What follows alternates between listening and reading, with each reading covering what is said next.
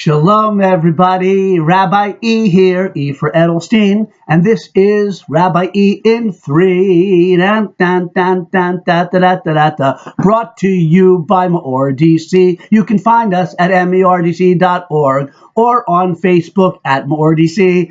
Misha Nichna. What's going on here, Rabbi E? The wine? It's 9:30 in the morning. The funny hat?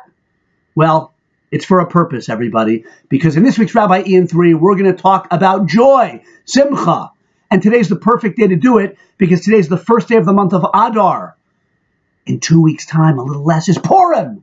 And the rabbis tell us, it's a rabbinical statement, we got to take it seriously. Misha nechnas Adar marbim besimcha. When Adar begins, today's the first day of the month of Adar, we should increase our joy. Dun, dun, dun, dun, dun, da, da, da, da. Hold on. Now, hold on a second. Do the rabbis mean, do you think, that from the first day of Adar we should start drinking wine, kosher wine, which is a part of Purim, and actually an important part and a rather deep idea behind the drinking of Purim? But do they mean we should start the drinking now and increase it every day?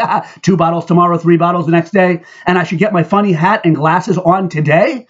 Masquerading, costuming is a part of Purim, and there's also a deep idea there. But am I supposed to do that today to increase my joy? So I'm going to walk around and I get a ticket probably wearing this, maybe not, I don't know.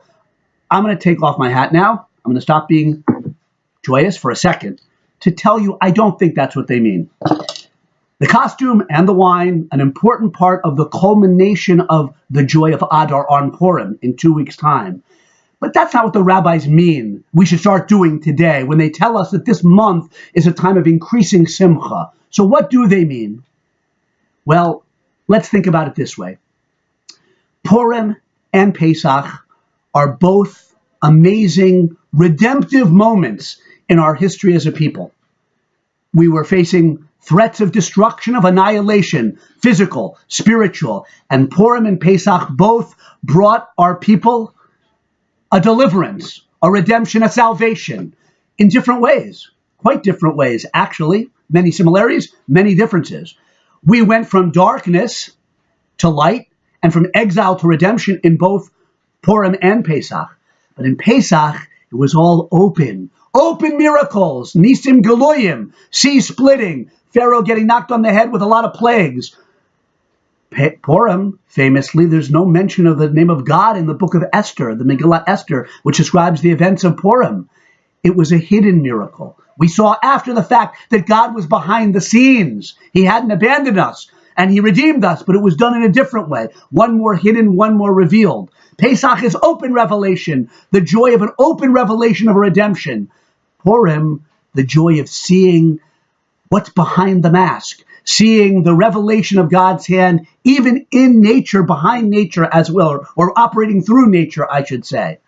Megillat Esther, which means the scroll of Esther, the deeper meaning of those two words, Megillah, to reveal, Giloi, Esther, hidden, the revelation of what's hidden.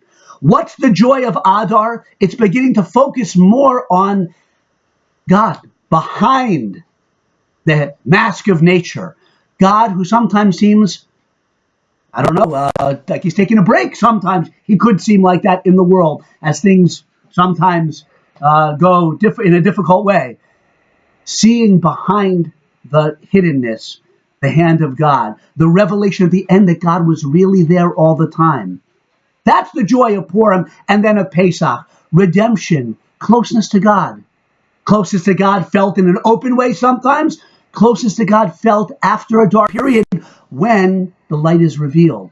There was no Beatles song.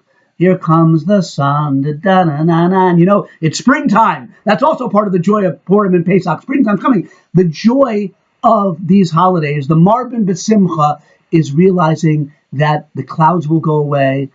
Little darling, it's been a long, cold, lonely exile. Little darling, whatever the lyric of that beautiful song is, Hashem is with us. That's the joy of Purim. That's the joy of Pesach. And it culminates in some really incredible, beautiful, wild joy. Not wild, crazy without, not wild and crazy without any kind of border or restraint. No, but a deep feeling of joy culminating in Purim and then on to Pesach. This is a part of that joy. This is a part of that joy, at least on Purim. But now let's just think about Here comes the sun, the revelation of godliness in our lives. And by the way, it's the last portion of the book of Exodus this week, Pikude. And what's the last scene that the book of Exodus ends with? The tabernacle. And it says, what does it say? For the cloud of Hashem would be on the tabernacle by day, and fire would be on it at night before the eyes of all the house of Israel throughout their journeys. That's Simcha, feeling Hashem's presence with us at all times. Have a great Shabbos. Dun, dun, dun, dun, dun, dun, dun, dun, dun. Bum, bum, bum, bum, bum, ba, dum, ba, bum. Hey, good Shabbos.